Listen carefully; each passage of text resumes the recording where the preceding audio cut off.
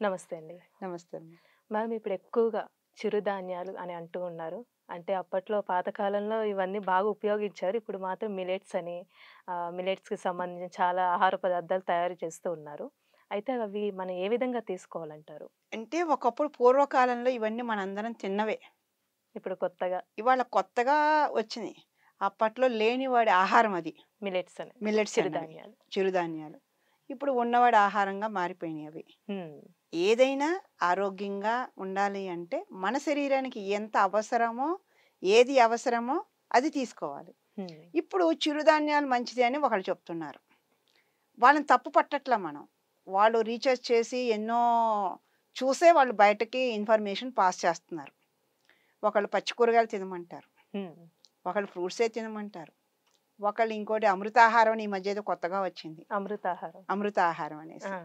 ఇలా రకరకాలు ఉన్నాయి. ఈ మధ్య నేను రీసెంట్‌గా ఒక వీడియో చూసాను. ఒక కుర్రాడు ఆహ్, ఫ్రూట్స్ తిందాం అంటాడు. ఫ్రూట్స్ కాదు జ్యూస్ తాగాలి అని ఒక వీడియో చూస్తారు. జ్యూస్ కాదు మిల్లెట్స్ తినాలి అని ఒకడు. మిల్లెట్స్ కాదు ఈ వాటర్ మంచిది. ఈ వాటర్ కాదు ఇంకోటి. ఇలా ఏది చూస్తే అన్నీ చూసి, చూసి, చూసి చివరికి పడిపోతాడనమాట. హ్మ్.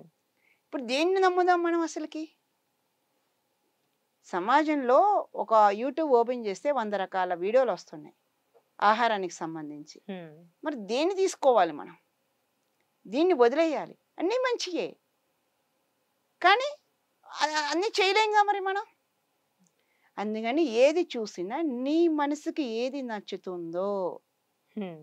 నీ మనసుకి నచ్చింది, నువ్వు ఇష్టపడింది అది తీసుకుంటే బాడీకి, మైండ్‌కి బాగుంటుంది. హ్మ్. ఇంకొకళ్ళు చెప్పారని, ఇంకోటి మంచిదని మనం తీసుకుంటే, అది మన శరీర తత్వానికి పనికి రాలేదనుకో, అది వ్యతిరేక దిశలో వెళ్ళిపోతుంది కదా! అవును. ఒక ఒకాయన చెప్పారనమాట. 200 కిలోమీటర్ల పరిధిలో పండిన పంట ఏదైనా మనం నివసిస్తున్నటువంటి 200 కిలోమీటర్ల పరిధిలో పండినటువంటి పంట మన శరీరానికి, మన శరీర ఉష్ణోగ్రతకి, మన జీర్ణ వ్యవస్థకి బాగుంటుంది అని. హుహు.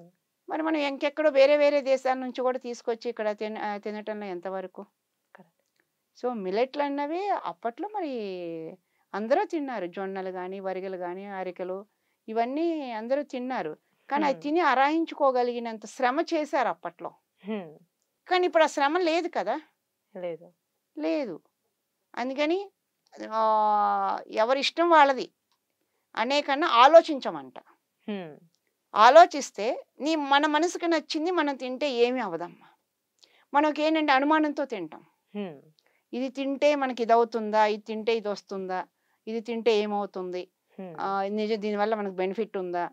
లేతే ఇది తినకూడదేమో అని డౌట్‌తో తింటాం. హ్మ్. ఎప్పుడైతే డౌట్‌తో తింటామో నువ్వు ఎంత అమృతాహారం తీసుకున్నా అది విషంగా మారిపోతది. అంటే కొంతమంది డైట్ అని చేస్తూ ఉంటారండి. అంటే ఆఫ్టర్‌నూన్ రైస్ తీసుకొని ఈవినింగ్ టైమ్‌లో ఇట్లా మిల్లెట్స్‌కి సంబంధించిన ఫుడ్ ఐటెమ్స్ తీసుకుంటూ ఉంటారు. ఈ విధంగా తినొచ్చంటారా? లేతే ఒకటే ఫాలో అవ్వాలంట వీటికి సంబంధించి? ఇప్పుడు 10 వీడియోలు చూసారమ్మా మీరు. 10 ఏదో ఒకటి నచ్చుతుంది కదా! ఆ!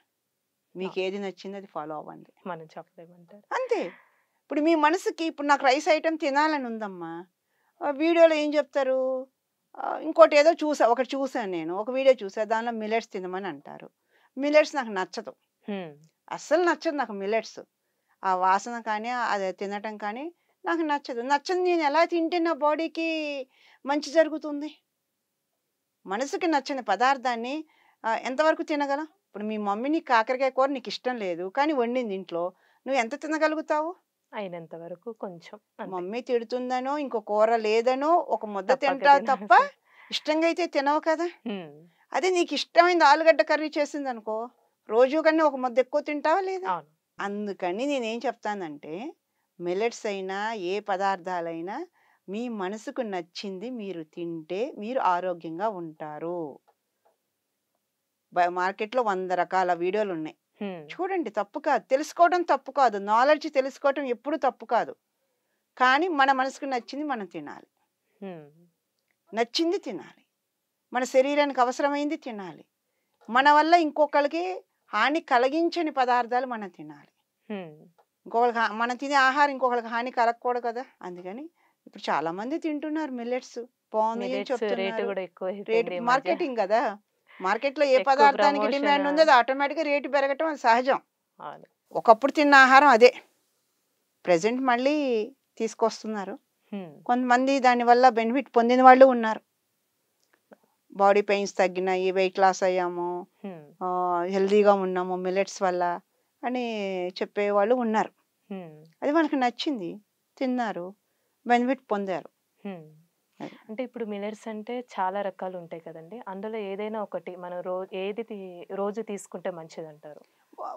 వాళ్ళు చెప్పేది ఏంటంటే రోజు ఒకే రకం తీసుకోకూడదు అని చెప్తారు. అందులో 5 రకాలు ఉన్నాయి. ఈ 5 రకాల్లో రోజుకి ఒక రకం లేదా 2 రోజులకు ఒక రకం మార్చుకోమంటారు. ఎందుకంటే మన ఇప్పుడున్న ఈ వాతావరణానికి ఆ పదార్థాల వల్ల వచ్చే ఉష్ణోగ్రతకి బ్యాలెన్స్ చేయాలి అంటే ఒకే పదార్థాన్ని రోజు తీసుకోకూడదు, మారుస్తూ ఓకే. ఉండాలి, పదార్థం. మారుస్తూ ఉండాలని చెప్తారు. హుహు. సో మారుదాం మనం కూడా.